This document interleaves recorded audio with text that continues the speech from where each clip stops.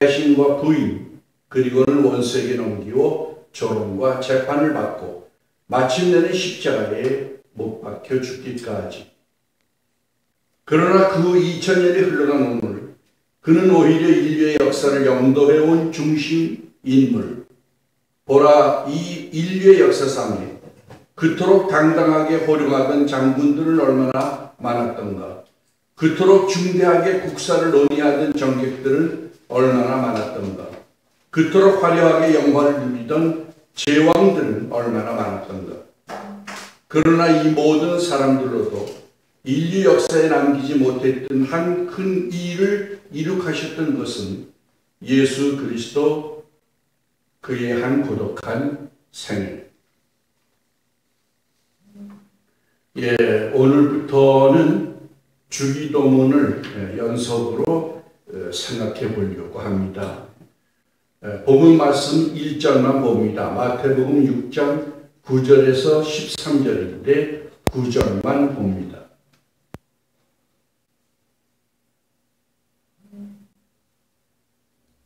함께 읽으시죠. 그러므로 너희는 이렇게 기도하라. 하늘에 계신 우리 아버지여, 이름이 거룩히 여김을 받으시오며. 마태복음에 보면 예수님은 기도를 유대인들은 엄청 많이 드렸음에도 하나님이 원하시는 순수한 기도가 되지 못한 것을 지적하십니다. 유대인들은 최소 하루에 3번은 기도합니다. 하나님이 원하시는 그리고 그들은 기도가 자랑스러워서 옛날에는 시장이 학문과 소통의 중심지였죠. 길거리 사거리에 나가서 기도하고 회당에서 기도하고 옷에는 성경 말씀이 써 있고 그렇습니다. 얼마나 대단합니까?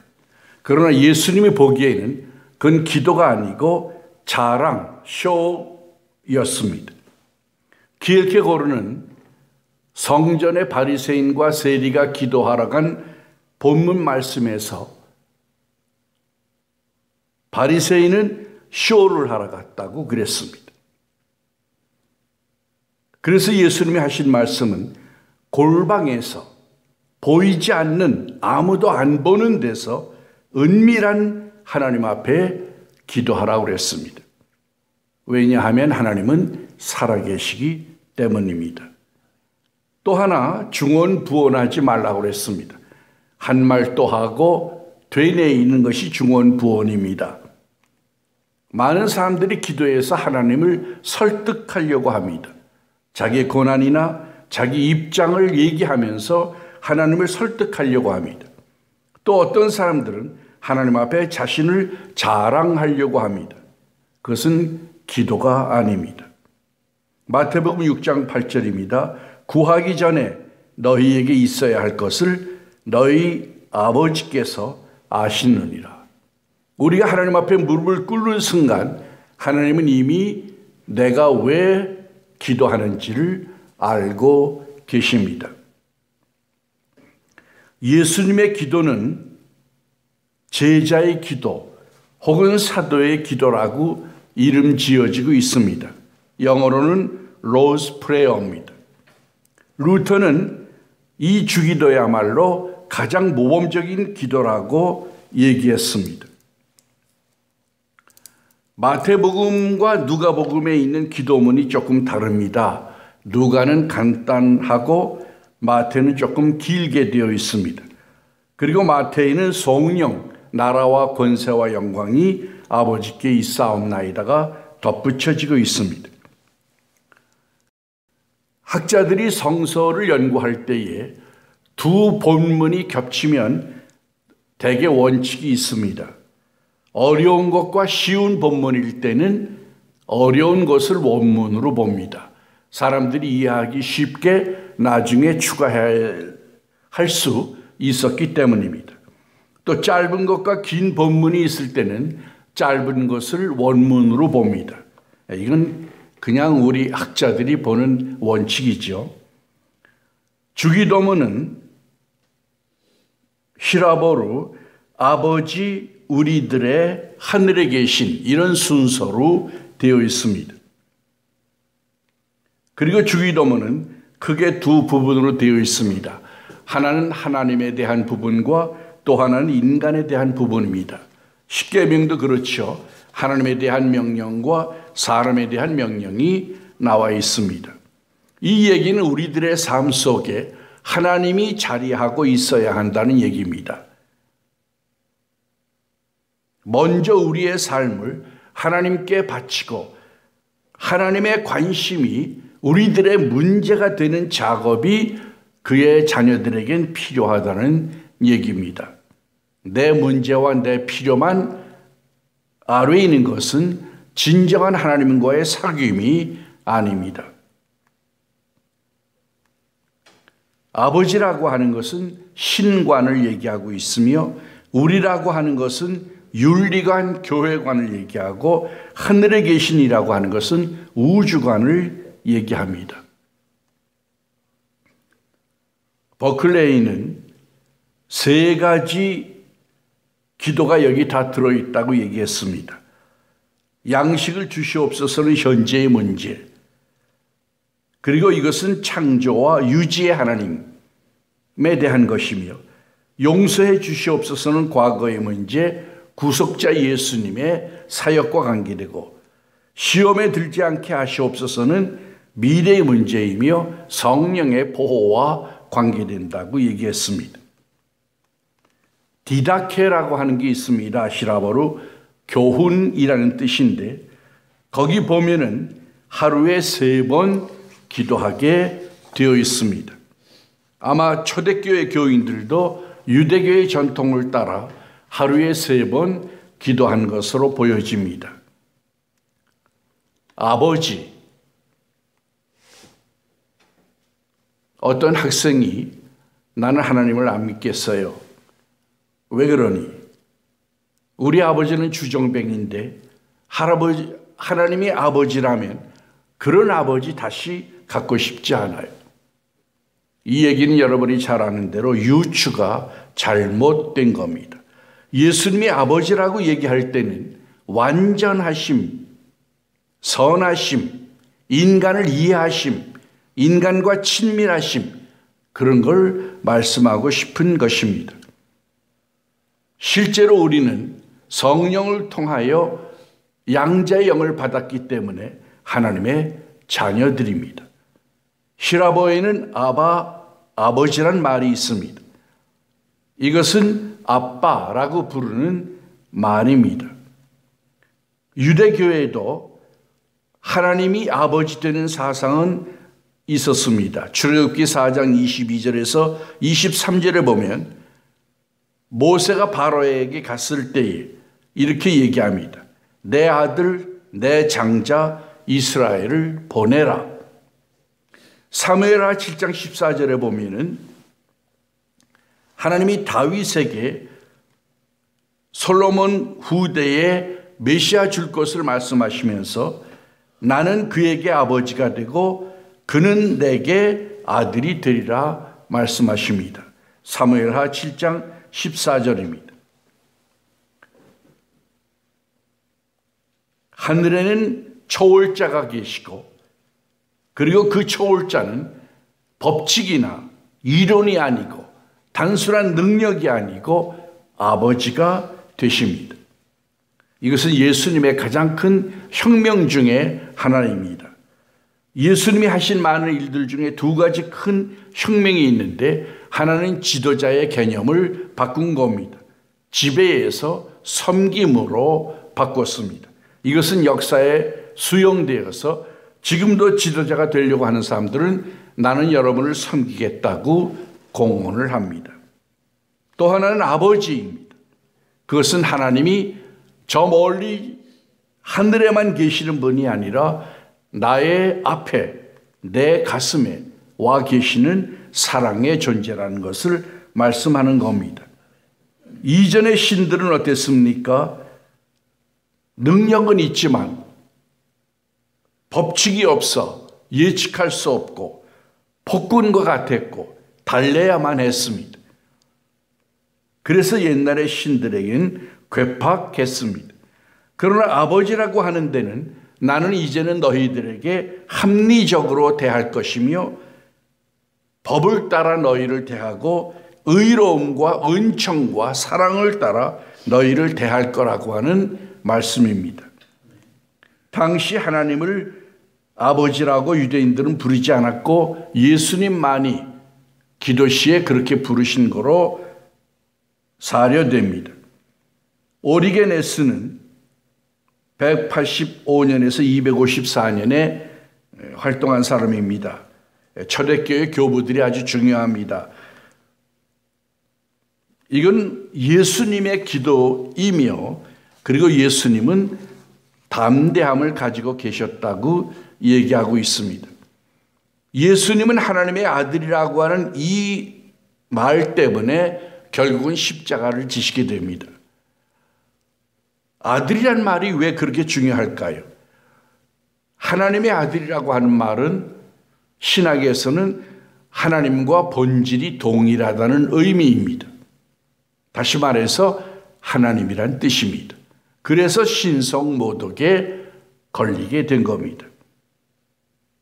고대인은 자연을 섬겼고 팔레스틴 땅 이스라엘이 들어가서는 우상이 설쳤습니다. 우상은 땅에 있는 신이요 보이는 신입니다. 그러나 예수님은 살아계시고 보이지 않고 유일하신 하나님을 제시하셨습니다. 요한복음 18장 11절에 보면 예수님은 내 아버지께서 내게 주신 잔을 내가 마시지 않겠느냐 그렇게 얘기하고 있습니다. 아버지와의 친밀함은 내가 좋은 것만 받아들이는 게 아니라 아버지가 원하는 쓴 잔도 마시겠다는 뜻입니다. 그러므로 우리가 이 기도를 할 때는 하나님의 뜻을 내가 받아들이겠다고 하는 결연한 의지도 포함이 됩니다. 아버지는 이끄심과 돌보심을 상징합니다. 더 프레이어라는 노래가 있죠. 이중창으로 부르게 되어 있는 노래인데 거기서 지혜와 인도를 구합니다. 우리의 후손들이 지혜가 있어서 분별할 줄 알며 안전한 곳으로 인도해 달라는 기도입니다. 완전하신 아버지, 그게 우리들의 하나님입니다. 친밀과 희망이 거기에 있으며 그리고 아버지의 뜻이면 나도 순종하겠다는 소명이 거기에 들어 있습니다. 두 번째로는 우리라는 개념입니다. 나의 하나님이 아닙니다. 예수님이 제시한 건 우리 아버지입니다. 이것은 공동체 개념입니다. 하나님의 별명이 뭡니까? 아브라함의 하나님, 이삭의 하나님, 야곱의 하나님입니다. 왜 아브라함에서 끝나지 않았을까요? 하나님은 연대와 공동체에 관심이 있습니다. 그리고 하나님은 그들의 하나님으로 불리우는 것을 부끄러워하지 않으셨습니다. 야곱의 12아들의 이름을 제사장이 그 거룩한 옷에 흉패로 붙이게 되어 있습니다. 아브라함의 축복은 유명합니다. 그러나 우리는 아브라함의 축복이 뭔지 살펴보면 아브라함은 아브라함을 통하여 온 민족이 복을 받게 되는 축복을 받았습니다. 다시 말해서 인류 공동체를 위한 축복입니다. 나만을 위한 축복이 아닙니다. 성경의 부르심은 공동체입니다. 마태복음 18장 20절에 보면 두세 사람이 모여 내 이름으로 구하면 내가 듣겠다, 이루겠다 그렇게 말씀합니다. 왜 나 혼자 기도하는 걸 듣지 않으실까요? 두세 사람은 더 하나님께 호소력이 있는 겁니다. 사람과 사람이 마음을 같이 하고 뜻을 같이 하는 것보다 아름다운 일이 어디에 있겠습니까? 교회는 바로 이 공동체입니다. 사도행전 16장 31절에 보면 선교 여행 중 바울과 실라가 감옥에 갇혀서 기도할 때에, 찬송할 때에 옥토가 흔들리고 수갑들이 다 풀어집니다. 간수가 놀라서 다 죄수들이 도망간 줄 알고 자살하려고 할 때에 바울이 그걸 말리고 우리가 여기 있다. 간수가 너무 놀라서 우리가 어떻게 하면 구원을 얻을 수 있습니까? 할 때에 주 예수를 믿어라. 그리하면 너와 내 집이 구원을 얻으리라 합니다. 왜 내가 구원을 얻겠다고 얘기 안 했을까요? 간수장만이 와서 요청했지만 바울과 실라는 너와 내 집이 구원을 얻겠다고 그랬습니다. 요한복음 10장 16절입니다. 또 이 우리에 들지 아니한 다른 양들이 내게 있어 내가 인도하여야 할 터이니 그들도 내 음성을 듣고 한 무리가 되어 한 목자에게 있으리라. 예수님은 자신은 유대인들 중심으로 사역을 했고 유대 나라 중심으로 일을 하셨지만 머지않아 전도를 받아서 예수님의 양이 될 사람들을 생각하고 그들에까지 자신의 품에 안으신 겁니다. 공입니까? 사입니까? 요즘 현대의 가장 큰 문제는 윤리가 무너지고 그리고 공개념이 없어진다는 겁니다. 모두 개인주의화 되고 있습니다. 내가 좋으면 좋은 거고 내가 나쁘면 나쁜 겁니다. 의와 불의도 해석이 달라지고 있습니다. 예수님은 먼저 너희는 그의 나라와 그의 의를 구하라고 그랬습니다. 이방인들, 믿지 않는 사람들, 포리너들은 자기 문제만 구하지만 하나님의 백성들은 우리의 문제를 먼저 기도하고 하나님의 문제를 먼저 기도해야 한다는 얘기입니다. 예루살렘 성전을 솔로몬이 거대하게 짓고 하나님께 기도를 합니다. 그때 하나님이 내가 네게 뭘 해줄까고 묻습니다. 솔로몬이 하나님이 이스라엘 백성을 내게 맡기셨으니 그들을 다스릴 지혜를 달라고 합니다. 공적인 얘기입니다.